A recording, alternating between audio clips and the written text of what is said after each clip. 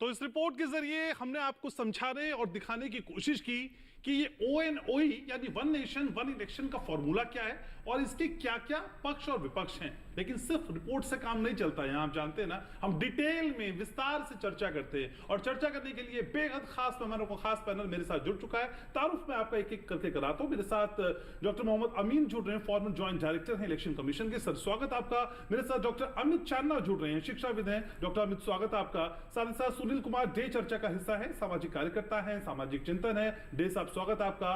कृष्ण कुमार दुबे जी मेरे साथ जुड़ रहे हैं, सीनियर जर्नलिस्ट हैं। तो आप सभी का बहुत बहुत स्वागत। सबसे पहले शुरुआत मोहम्मद अमीन साहब आप ही से करता हूं।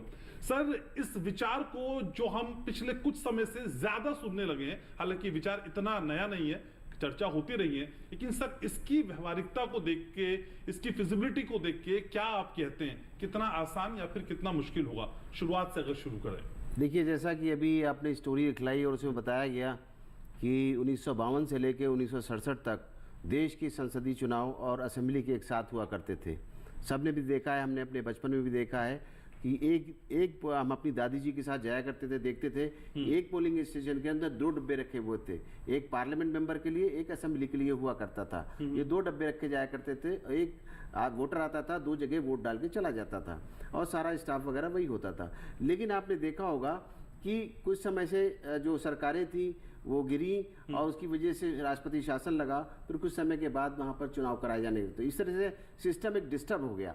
होने के बाद क्या है, 1999 में पहली बार एक पार्लियामेंट्री कमेटी की रिपोर्ट सबमिट हुई, जिसके बारे में कहा गया लॉ मिनिस्ट्री को कि भाई ये एक साथ चुनाव कराए जाने चाहिए। ये चर्चा 1999 से चली, PI 2015 में। फिर उसके बाद 2016 में लॉ कमीशन ने अपनी रिपोर्ट दी और सबमिट की। और उसके बाद आपने देखा होगा कि एक हाई पावर लेवल कमेटी, जिसमें हमारे एक्स प्रेसिडेंट श्री कोविंद जी और HM और साथ में एक्स पार्लियामेंट्री अफेयर्स मिनिस्टर जो सीनियर मोस्ट थे उनको लिया गया, और उसके साथ में फाइनेंस के पर्पज से NK सिंह जी को लिया गया, और साथ में हमारे एक्स सेक्रेटरी जनरल लोकसभा जी को लिया गया। और ये पावर कमेटी ने अपनी रिपोर्ट भी प्रेसिडेंट को सबमिट की है।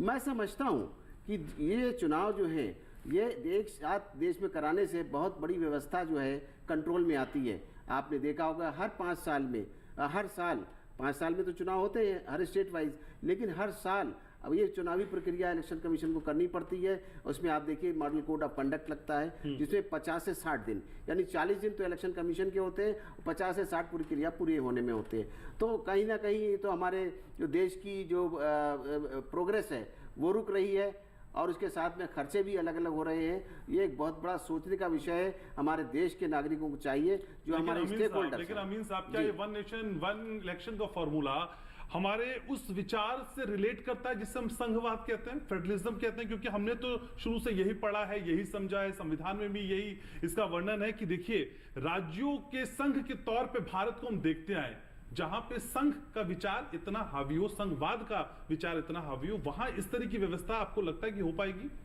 नहीं, ये तो उसके एग्जिस्टेंस पे सवाल है। फिर नहीं होने में कोई दिक्कत नहीं है, ये तो गवर्नमेंट ने सोचा। बदल देंगे फिर इस विचारधारा को? नहीं, गवर्नमेंट ने सोचा और गवर्नमेंट ने सोचने के बाद ये चीजें प्रक्रिया की गई है, जिसकी वजह से आप देखिए संभव हो पा रहा है। राज्यों के संघ के तौर पे सर हम जो देखते रहे, ये कॉन्सेप्ट क्या रहेगा? फिर नहीं खत्म हो जाएगा? नहीं, आपका कहना सही है, लेकिन खत्म नहीं होगा, क्योंकि एक साथ हो जाएंगे। जो गैप बचेगा उस गैप के लिए चुनाव कराया जाएगा और ये एक सिस्टम बन जाएगा। अभी शुरू में तो मुझे लगता है कि ऑड लग रहा है, शुरू में खर्चा भी ज्यादा हो सकता है, लेकिन जैसे आप देखिए EVM मशीन है, अब EVM मशीन 2 एक पोलिंग स्टेशन के लिए यूज की जाएंगी, तो असेंबली के लिए और उसके लिए भी। हाँ, इसके साथ हमारा देखिए इलेक्टोरल रोल, आप देखिए प्रधान से लेके प्राइम मिनिस्टर के चुनाव तक के लिए हमारा इलेक्टोरल रोल एक होगा, और हमारी जो सर्वे की टीम जाएगी वो भी एक होगी। खर्चे मैं समझता हूँ बहुत कट डाउन होगा। जो पैसा बचेगा वो देश के प्रगति के लिए लगेगा, उत्थान के लिए लगेगा। मैं समझता हूँ दोनों जो स्टेक होल्डर है हमारे,